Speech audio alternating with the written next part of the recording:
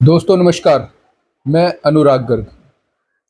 दोस्तों, लोकसभा चुनाव देख सकते हैं आप इस समय सर पर हैं और तमाम प्रत्याशी इस समय तैयारियों में जुटे हुए हैं। फरीदाबाद लोकसभा से कल बीएसपी द्वारा अपना प्रत्याशी घोषित किया गया। दोस्तों, प्रत्याशी भी ऐसा लगभग 4 दशक का तजुर्बा, लोगों की नब्ज पकड़कर चलने वाला ऐसा शख्स जिसको लोग, अगर हम लोग ही नहीं कहे, तमाम पार्टियों में लोग उनको अपना साथी मानते हैं। नाम है किशन ठाकुर। कल उनको बीएसपी के द्वारा अपना प्रत्याशी घोषित किया गया। और दोस्तों, इस समय हमारे साथ शख्स हैं विकास ठाकुर।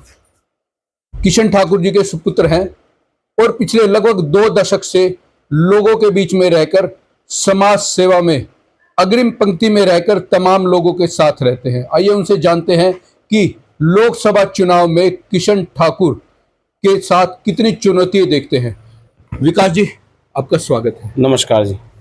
सर्वप्रथम तो मैं आपके चैनल के माध्यम से सभी दर्शकों को और फरीदाबाद लोकसभा क्षेत्र की समस्त छत्तीस बिरादरी जनता जनार्दन को, पूजनीय बुजुर्गों को, माताओं और बहनों को नवरात्रों की बहुत बहुत शुभकामनाएं, बधाई देता हूं।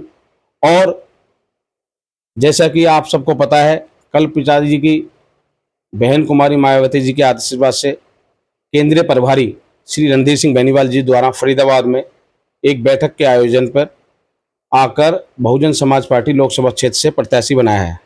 और मंगलवार का दिन हनुमान जी का और माता रानी का आशीर्वाद, कल से नवरात्र है ही, पहले नवरात्र के दिन, तो बहुत ही बड़ा खुशी का इजहार है लोगों में और खुशी का मौका भी है।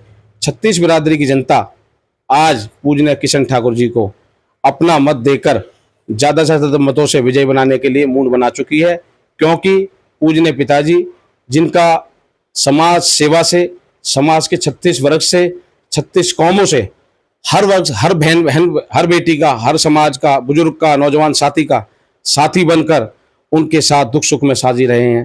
और उन्हीं के आशीर्वाद से, उन्हीं की दी हुई ऊर्जा से मेरे पूजनीय पिताजी किशन ठाकुर जी पिछले 4 दशक से समाज सेवा में तत्पर हैं और आगे भी बने रहेंगे। और उसी की मेहनत को और लगन को देखते हुए, समाज के प्रति समर्पित सेवा को देखते हुए, बहन कुमारी मायावती जी के आदेश अनुसार श्री रणधीर सिंह बेनीवाल जी द्वारा कल पूजनीय पिताजी को फरीदाबाद लोकसभा क्षेत्र से बहुजन समाज पार्टी का प्रत्याशी बनाया है। विकास जी, ये तो हो गई प्रत्याशी की बात। अब हम बात करते हैं चुनौतियों की। किशन ठाकुर जी का 4 दशक का तजुर्बा है राजनीति का। शायद इतना तजुर्बा शायद ही किसी ऐसे प्रत्याशी का या किसी ऐसे इस समय जो तमाम यहाँ पर जितने भी नेता हैं ना हो, लेकिन अलग अलग पार्टियों में रहे। तो आपको क्या लगता है जो ये लोकसभा चुनाव है, इसमें सबसे बड़ी चुनौती क्या है आप लोगों के लिए? मैं सबसे पहले तो आपके एक सवाल का जवाब देना चाहता हूँ कि जो अलग अलग पार्टियों में रहे हैं और रहने का मकसद समाज सेवा से समर्पित था, और वो आज भी है और आगे भी बना रहेगा। मेरे अभी तो पिताजी ने हमेशा समाज के हर वर्ग का, हर बहन का, हर बुजुर्ग का, हर नौजवान का सम्मान करते हुए हर बिरादरी के साथ जुड़कर समाज सेवा की है। और पिताजी ने हमेशा 36 कौम की सेवा कर कर समाज में नाम कमाया है। हमारे पूजनीय पिताजी के जो हमारे दादाजी थे स्वर्गीय लीला ठाकुर जी, उनके पद चिन्हों पर चलकर, क्योंकि मेरे पूजनीय दादाजी भी अपने टाइम के नामी गिरामी पहलवान रहे थे, हिंद केसरी रहे थे, ठाकुर लीला सिंह पहलवान जी, उनके पद चिन्हों पर चलकर मेरे पिताजी ने अपने जब से होश संभाला है, समाज के समर्पित सेवा कर कर 36 बिरादरी की उन्होंने अपनी मेहनत कर कर समाज में नाम कमाया है। तो चुनौतियाँ कुछ नहीं है, चुनौतियाँ होती हैं आदमी के कर्म पर। जब आदमी किसी कर्म में मेहनत करता है, किसान अगर मेहनत करता है खेती में, तो उसे फसल साल में काटने का हकदार होता है। लेकिन हमारे साथ क्या हुआ कि साल भर हमने मेहनत करी और लास्ट में हमारी फसल को कोई और काट ले जाता था। तो ऐसा हुआ है लगभग 30 साल से हमारे पिताजी की मेहनत को, सेवा को, और जो फॉलोअर्स थे, लाखों लोगों की उम्मीद थी किशन ठाकुर जी के साथ, उनकी अनदेखी कहीं ना कहीं पार्टियों ने की है। और लोकल हो या केंद्र के हों, मैं सभी नेताओं को अभी इस बात पे एक बात और कहना चाहूँगा, उन्होंने भी कहीं ना कहीं पिताजी की मेहनत को इग्नोर किया और नज़रअंदाज जो किया है। लाखों लोगं की जो उम्मीद थी, लाखों लोगों का विश्वास था किशन ठाकुर, उसको कहीं ना कहीं ऐसा उसको इग्नोर किया जिससे कि किशन ठाकुर जी कई पार्टियां बदलनी पड़ी। और आज कुमारी मायावती जी ने, जो कि बहुजन समाज पार्टी के सुप्रीमो हैं, उनके ठाकुर साहब की मेहनत और सेवा को देखते हुए बहन जी ने दोनों हाथों से आशीर्वाद दिया है पूजनीय पिताजी को। और मैं तो सबसे पहले जनता जनार्दन का और अपने पिता तुल्य बुजुर्गों का, नौजवान साथियों का, माताओं का बहुत बहुत ऋणी हूं, जिनके आशीर्वाद से माता रानी के पहले नवरात्रि के दिन मेरे पिताजी को बहन कुमारी मायावती जी के आदेश अनुसार बहुजन समाज पार्टी फरीदाबाद लोकसभा क्षेत्र का प्रत्याशी बनाया। और जितनी भी पार्टियां रही हैं, मैं आपको उनका भी बता रहा हूं, कांग्रेस हो या बीजेपी हो या अन्य दल हो, सबने हमारी मेहनत की फसल काटी है। मेहनत साल भर करी, 10 साल करी, 5 साल करी, 20 साल करी, 30 साल करी। हर समाज में हर वर्ग के साथ जुड़कर जिस व्यक्ति ने हमेशा समय दिया हो, उस व्यक्ति की अगर सेवा को, उसकी मेहनत को अगर कोई इग्नोर करता है, कोई पार्टी अगर इग्नोर करती है, तो वो गलत है। तो ऐसा हमने महसूस किया। हमने अपनी सेवा को जब समर्पित समाज के लिए कर रखा था, तो हमने अपना राइट समझा। तो उस समय पापा ने अभी 4-5 महीने पहले पार्टी चेंज करी थी और बहुजन समाज पार्टी का दामन थामा था।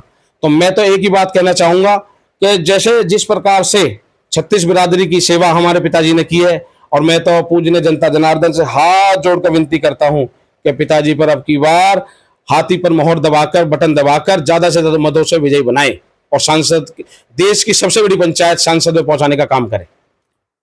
विकास जी, अगर हम बीएसपी की बात करें, फरीदाबाद लोकसभा के अंदर भारी संख्या में वोटर हैं, कार्यकर्ता हैं, लेकिन पार्टी के जो अभी तक के नेता रहे हैं, वो उन्हें एक मंच पर लाने में अभी तक कभी भी कामयाब नहीं हुए।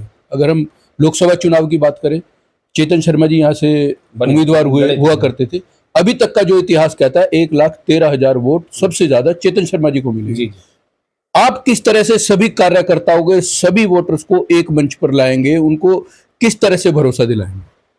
मैं आपको एक बात बताना चाहता हूं, बहुजन समाज पार्टी का छोटे से छोटे और बड़े से बड़ा कार्यकर्ता बहुजन समाज पार्टी के लिए सेवा के, समाज के लिए, 36 बिरादरी की सेवा के लिए समर्पित है।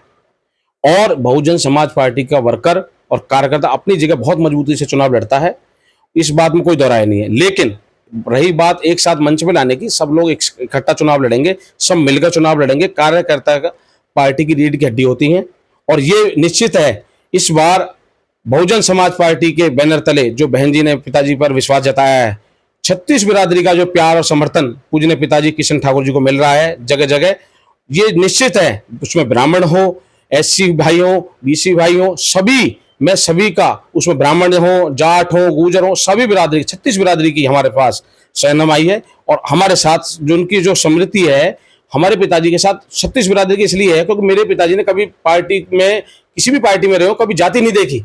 विकास करने के लिए, सेवा करने के लिए समाज में उन्होंने हमेशा निष्पक्ष, बिना जातिवाद भेदभाव के सबकी सेवा करी है।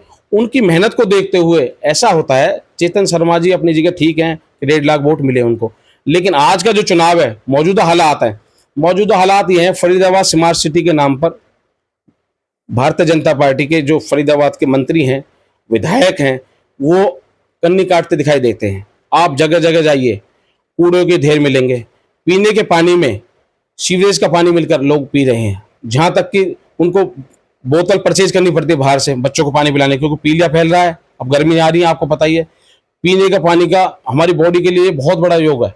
अगर पीने का पानी जो स्वच्छ नहीं दे पाए, बिजली नहीं दे पाए, सड़क नहीं दे पाए, बनी सड़कों को तोड़ा और उन पर टाइल लगा दिए गए, सीमेंटेड रोड बने हुए थे सारे, तो सारी जगह और जो प्रॉब्लम है, इनकी जो पॉलिसी है ना, वो बहुत अलग है।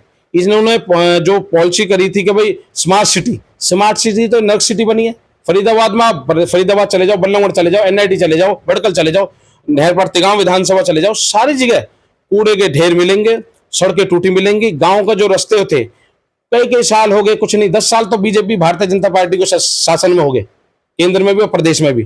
तो ये बहुत दुर्भाग्य की बात है। फरीदाबाद में जो स्मार्ट सिटी के नाम पर लाखों करोड़ों रुपए आए, वो हमें दिखता नहीं है। और बाकी आप जनता के बीच रहते हो, आपको पता है कि विकास कहाँ हुए, क्या नहीं हुए। अब विकास किसका हुआ ये भी पता है, जनता का हुआ है या किसी और का हुआ है, ये भी आता है। इस चीज को कहीं इग्नोर नहीं किया जाता। जनता आज की डेट में, नौजवान खास तौर से जो बेरोजगार नौजवान डोल रहे हैं, आप एक बात बताइए, किसान का बेटा हो और नॉर्मल आदमी कोई जो सर्विस वाला उसका बेटा हो, शहरी आदमी हो, सब चाहते हैं कि अपने बच्चे को नौकरी लगाएं, पढ़ाई लिखाएं।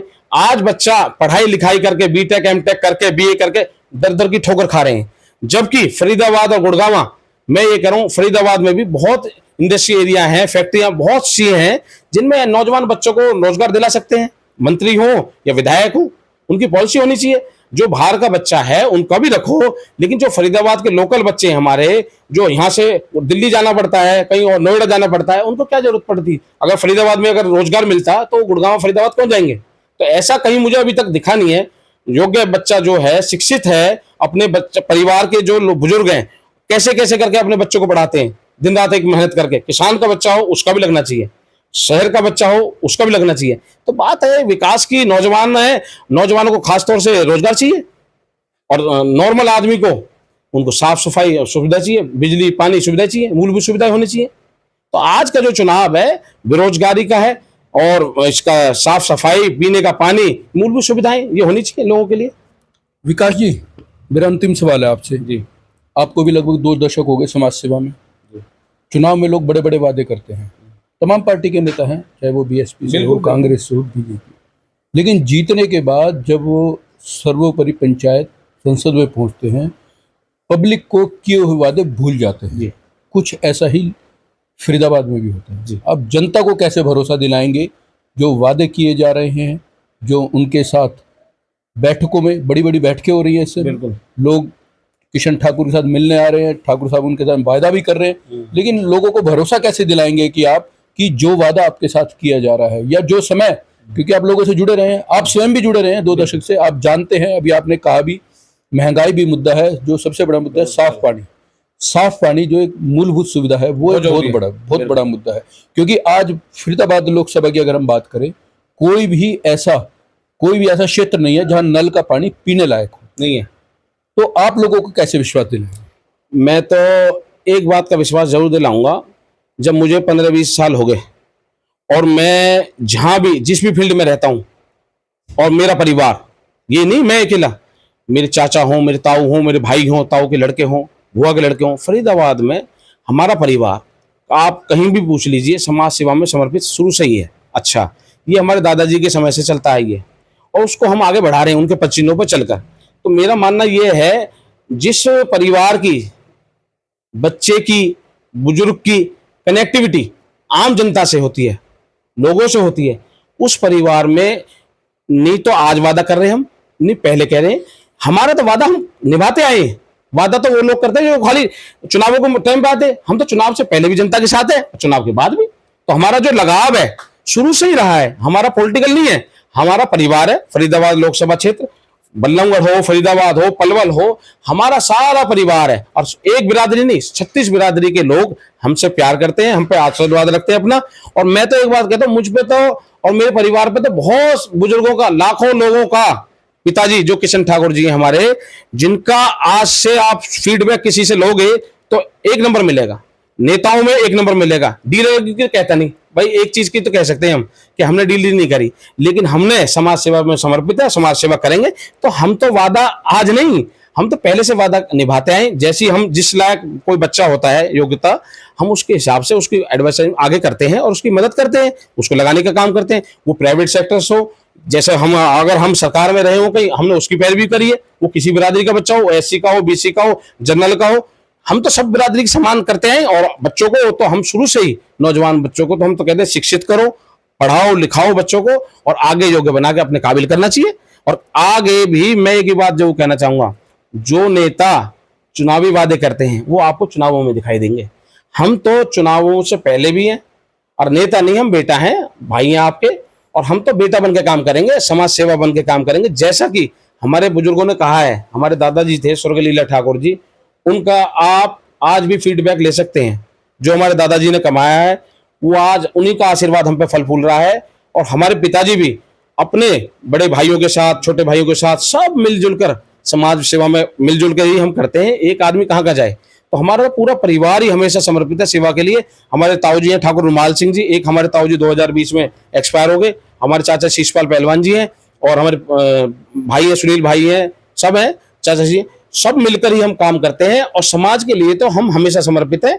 और चुनाव की रही बात, लोकसभा चुनाव का हो या लोकसभा विधानसभा चुनाव हो, हम तो हमेशा उस व्यक्ति, उस हमने विधायक भी बनाए, हमने एमएलए भी बनाए, हमने एमपी भी बनाए, यहाँ से कई बार बनाया, एक बार नहीं कई बार बनाया, मौका दिया हमने।